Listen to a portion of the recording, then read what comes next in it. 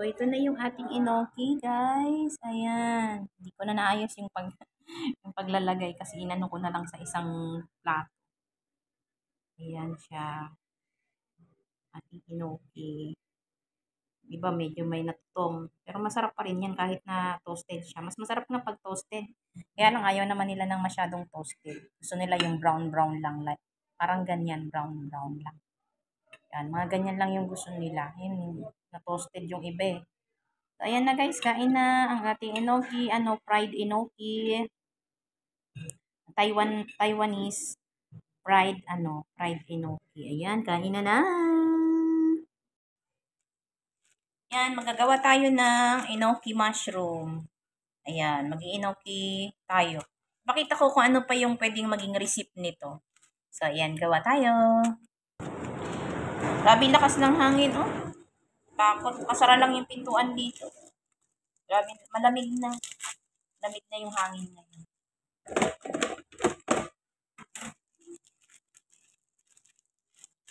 Yan, ito siya. Ating enoki.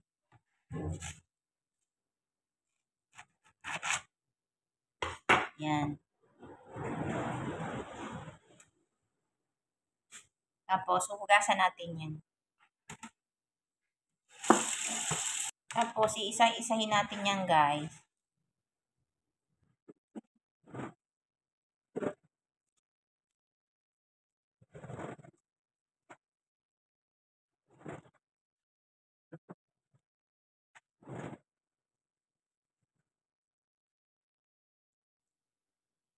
Yan, ganyan. Kita nyo ba?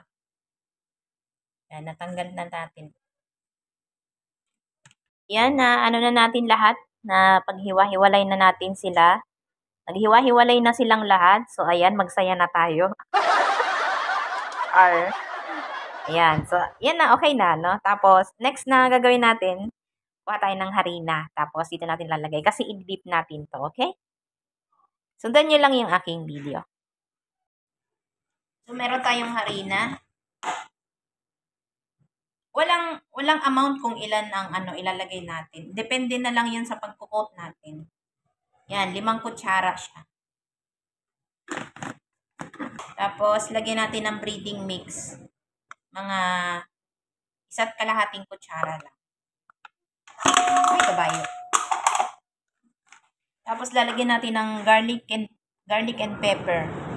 With red bell and black pepper. Pero kung wala kayong ganito, pwedeng na lang. Pwedeng pamintang durog. Tapos, lagyan nyo na lang ng asin.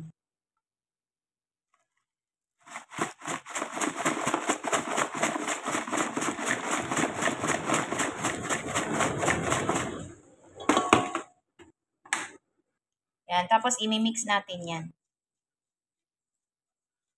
Imimix natin. No, parang nawala yung nilagay natin, no? Parang nawala yung nilagay natin na ano. May lasa na yan, guys. Yan lang. Tapos, i-dip natin yan. Lagyan natin ng konting asin para magkalasa.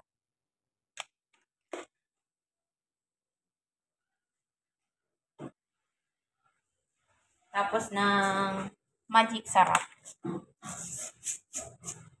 Yan.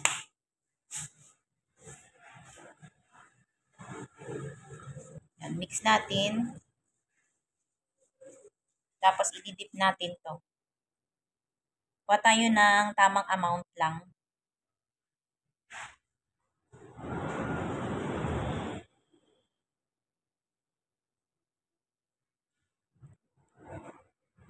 Yan. Kita nyo yan?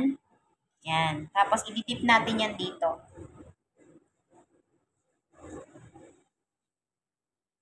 Ipiga-pigain lang natin yan. Hindi kasi makita sa camera. Wala kasi akong pang-stand ng camera eh.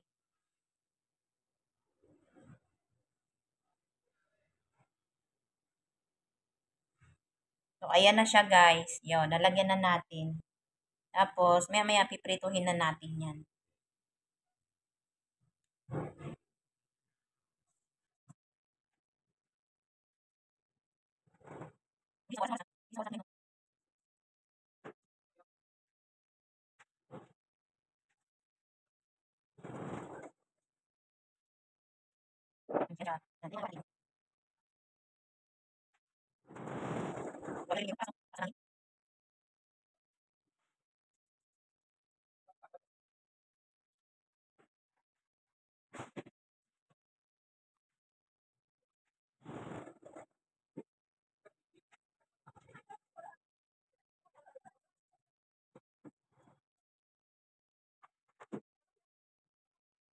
Na guys yung nagawa natin. So, naano na natin siya. May natira pa tayo na ano, na harina. Yan na yung mga nagawa natin. So, piprituhin na natin yan, okay?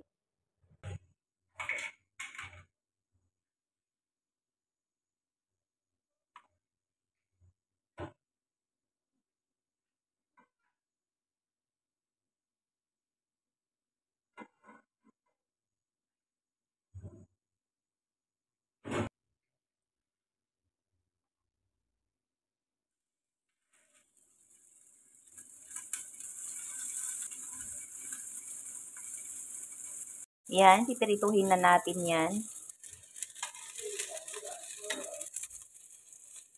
Napakasarap nito guys. I-try nyo na. Napakasarap nitong ating ganitong style na pagluluto sa ating enoki.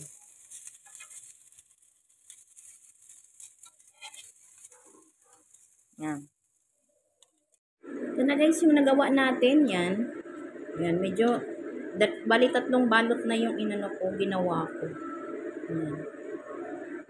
So, ito na yung ating enoki guys. Ayan. Hindi ko na naayos yung yung paglalagay kasi inano ko na lang sa isang plato. Ayan siya. Ating enoki. Diba medyo may natutong. Pero masarap pa rin yan kahit na toasted siya. Mas masarap na pag toasted.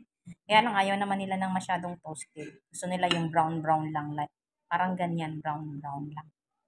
Yan, mga ganyan lang yung gusto nila. Yun, na toasted yung iba eh.